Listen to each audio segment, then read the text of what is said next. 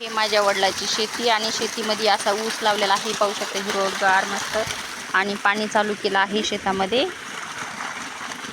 असं पाणी जाते शेताला. भरले पाय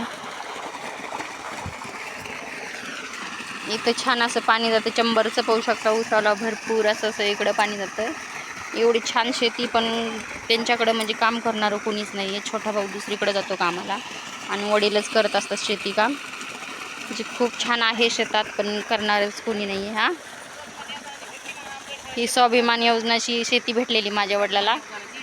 म्हणजे आपल्याला जे काही भेटलेलं आहे शेती बकऱ्या वगैरे ना, हे सर्व काही आपल्याला बाबासाहेबाच्याच मुळे, आपल्याला त्यांच्याच पुण्यामुळे हे सगळं काही चांगलं झालेलं आहे माझ्या वडिलांचं. म्हणून आपण कसं विसरायचं बाबासाहेबांना, कारण की आपण भरपूर अशा योजना घेतो त्यांच्या नावावर.